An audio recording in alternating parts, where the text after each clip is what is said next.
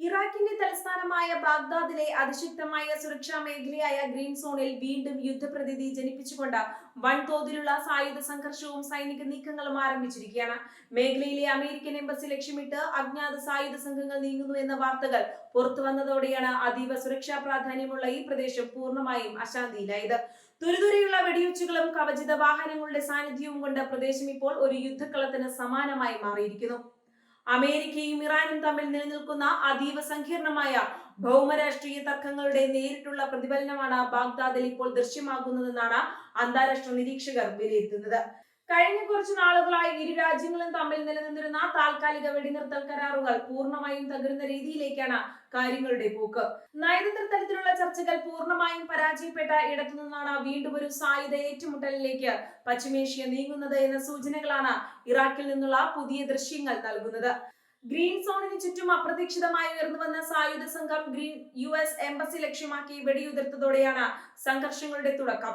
ഇതിനെ പ്രതിരോധിക്കാൻ അമേരിക്കൻ സൈന്യവും ഇറാഖിന്റെ പ്രത്യേക സുരക്ഷാ വിഭാഗവും രംഗത്തിറങ്ങിയതോടെ തെരുവുകളിൽ കനത്ത പോരാട്ടമാണ് നടക്കുന്നത്. അത്യാധുനിക ആയുധങ്ങളും റോക്കറ്റ് ലോഞ്ചറുകളും ഉപയോഗിച്ചാണ് സായുധ സംഘങ്ങൾ ആക്രമണം അഴിച്ചുവിട്ടിരിക്കുന്നത് എന്നാണ് പ്രാഥമിക വിവരങ്ങൾ വ്യക്തമാക്കുന്നത്. ഈ അപ്രതീക്ഷിത ആക്രമണത്തെ തുടർന്ന് ബാഗ്ദാദിൽ US സൈന്യം അതീവ ജാഗ്രതാ നിർദ്ദേശം പുറപ്പെടുവിച്ചിട്ടുണ്ട്. തങ്ങളുടെ നയതന്ത്രജ്ഞരുടെയും ഉദ്യോഗസ്ഥരുടെയും സുരക്ഷ ഉറപ്പാക്കുന്നതിനായി വൻതോതിൽ കവചിത വാഹനങ്ങളും വ്യോമസേനയുടെ നിരീക്ഷണ ഹെലികോപ്റ്ററുകളും ഗ്രീൻ സോണിൽ വിന്യസിക്കപ്പെട്ടു കഴിഞ്ഞു. എംബസിക്ക് നേരെയുള്ള ഏത് നീക്കത്തെയും ശക്തമായ സൈനിക ശക്തി ഉപയോഗിച്ച് അടിച്ചമർത്തുമെന്ന കർശന നിലപാടിലാണ് പെന്റഗൺ ഉള്ളത്. നിലവിലെ സാഹചര്യങ്ങൾ മുൻനിർത്തി വാഷിംഗ്ടണിൽ അടിയന്തര സുരക്ഷാ യോഗങ്ങൾ ചേർന്നതായാണ് റിപ്പോർട്ടുകൾ. പശ്ചിമേഷ്യയിലെ അമേരിക്കൻ സൈനിക താവളങ്ങൾക്ക് നേരെ സമാനമായ ആക്രമണങ്ങൾ ഉണ്ടാകാനുള്ള സാധ്യത മുന്നിൽ കണ്ട് കമാൻഡർമാർക്ക് പ്രത്യേക നിർദ്ദേശങ്ങൾ നൽകിയിട്ടുണ്ട്. ഇറാന്റെ പിന്തുണയോടെ പ്രവർത്തിക്കുന്ന പ്രാദേശിക മിലിഷ്യ ഗ്രൂപ്പുകളാണ് ഈ ആക്രമണത്തിന് പിന്നിലെന്ന ശക്തമായ സംശയവും അമേരിക്കൻ ഭരണകൂടം പങ്കുവയ്ക്കുന്നുണ്ട്.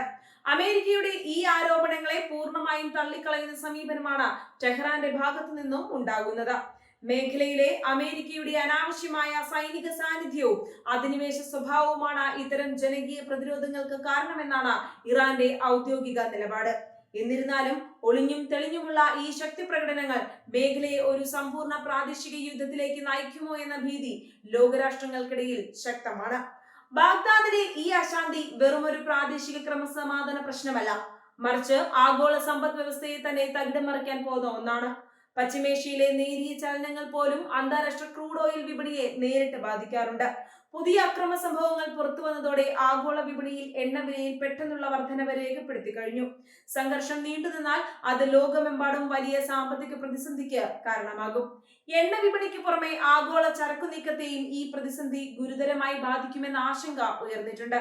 സമുദ്ര അതിർത്തികളിലെ സുരക്ഷ ഉറപ്പാക്കാൻ അന്താരാഷ്ട്ര കപ്പൽ കമ്പനികൾ ഇതിനകം തന്നെ ജാഗ്രതാ നിർദ്ദേശം നൽകിയിട്ടുണ്ട്. തന്ത്രപ്രധാനമായ കപ്പൽ ചാനലുകളിലൂടെയുള്ള ചരക്കു നീക്കം തടസ്സപ്പെട്ടാൽ അത് പല വികസ്വര രാജ്യങ്ങളുടെയും ആഭ്യന്തര വിപണിയെയും വിതരണ ശൃംഖലയെയും ദോഷകരമായി ബാധിക്കും. ഇറാഖ് സർക്കാരിനെ സംബന്ധിച്ചിടത്തോളം ഈ പുതിയ സംഭവ വികാസങ്ങൾ വലിയൊരു രാഷ്ട്രീയ പരീക്ഷണമാണ്. സ്വന്തം മണ്ണിൽ വിദേശ ശക്തികൾ നേരിട്ട് ഏറ്റുമുട്ടുന്നത് രാജ്യത്തിന്റെ പരമാധികാരത്തിന്മേലുള്ള കടന്നുകയറ്റമായാണ് ഭരണകൂടം കാണുന്നത്. സായുധ സംഘങ്ങളെ നിയന്ത്രിക്കാൻ ഇറാഖ് സൈന്യം പരമാവധി ശ്രമിക്കുന്നുണ്ടെങ്കിലും അന്താരാഷ്ട്ര ശക്തികളുടെ ഇടപെടൽ കാര്യങ്ങൾ കൂടുതൽ വഷളാക്കുകയാണ് ചെയ്യുന്നത്. ഗ്രീൻ സോണിലെ സുരക്ഷാ വീഴ്ച വരും ദിവസങ്ങളിൽ കൂടുതൽ നയതന്ത്ര യുദ്ധങ്ങൾക്ക് വഴിവെക്കുമെന്ന് ഉറപ്പാണ്. പല യൂറോപ്യൻ രാജ്യങ്ങളും തങ്ങളുടെ എംബസികളിലെ അനാവശ്യ ജീവനക്കാരെ താൽക്കാലികമായി മാറ്റുന്നതിനെ കുറിച്ച് ആലോചിക്കുന്നുണ്ട്. നയതന്ത്ര സുരക്ഷ ഉറപ്പാക്കാൻ അന്താരാഷ്ട്ര സമൂഹം ഐക്യരാഷ്ട്രസഭയുടെ അടിയന്തര ഇടപെടൽ ആവശ്യപ്പെടുന്നുണ്ടെങ്കിലും ഫലപ്രദമായ ഒരു പരിഹാരം ഇതുവരെ രൂപപ്പെട്ടിട്ടില്ല.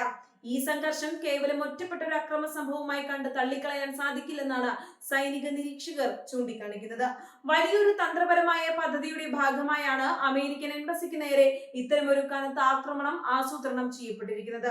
ഇതിന് പിന്നിൽ പ്രവർത്തിച്ച ശക്തികളുടെ കൃത്യമായ ലക്ഷ്യം US പ്രകോപിപ്പിച്ച് വലിയൊരു തിരിച്ചടിയിലേക്ക് നയിക്കുക എന്നത് തന്നെയാണ്. ഇറാഖിലെ സാധാരണ ജനങ്ങൾ വലിയ ഭീതിയിലാണ് ഈ ദിവസങ്ങൾ തള്ളി നീക്കുന്നത്. വർഷങ്ങളായി തുടരുന്ന യുദ്ധങ്ങളും ആഭ്യന്തര കലഹങ്ങളും മൂലം തകർന്നടിഞ്ഞ തങ്ങളുടെ രാജ്യം വീണ്ടും ഒരു അന്താരാഷ്ട്ര യുദ്ധഭൂമിയായി മാറുന്നത് അവർക്ക് താങ്ങാവുന്നതിലും അപ്പുറമാണ്. സുരക്ഷിത താവളങ്ങൾ തേടി ഗ്രീൻ സോണിന് പുറത്തുള്ള പ്രദേശങ്ങളിലേക്ക് ജനങ്ങൾ കൂട്ടത്തോടെ പലായനം ചെയ്യാൻ തുടങ്ങിയിട്ടുണ്ട്. ആഗോളതലത്തിൽ ചൈനയും റഷ്യയും ഉൾപ്പെടെയുള്ള വൻ ശക്തികൾ സ്ഥിതിഗതികൾ സൂക്ഷ്മമായി നിരീക്ഷിച്ചു വരികയാണ്. മേഖലയിൽ അമേരിക്കയുടെ സ്വാധീനം കുറയ്ക്കാൻ ആഗ്രഹിക്കുന്ന ശക്തികൾ ഈ സംഭവം എങ്ങനെ നിയോഗിക്കുമെന്നതും നിർണായകമാണ്. പുതിയ സഖ്യരൂപീകരണങ്ങൾക്കും നയതന്ത്ര മാറ്റങ്ങൾക്കും ഈ പ്രതിസന്ധി കാരണമായേക്കാം. ബാഗ്ദാദിൽ ഇപ്പോൾ ഉയർന്നു കേൾക്കുന്ന ഓരോ വെടിവെച്ചയും പശ്ചിമേഷ്യയുടെ ഭാവിയെ നിർണയിക്കുന്നവയാണ്. സമാധാന ശ്രമങ്ങൾ പൂർണ്ണമായും അസ്തമിച്ചിട്ടില്ലെങ്കിലും സൈനിക വിന്യാസങ്ങളുടെ തോത് വർദ്ധിക്കുന്നത് ശുഭസൂചനയല്ല നൽകുന്നത്. വരും മണിക്കൂറുകളിൽ ഇരുവിഭാഗത്തിന്റെയും ഭാഗത്തു നിന്നുണ്ടാകുന്ന നയപരമായ തീരുമാനങ്ങളായിരിക്കാം കാര്യങ്ങൾ കൂടുതൽ വ്യക്തമാക്കുക.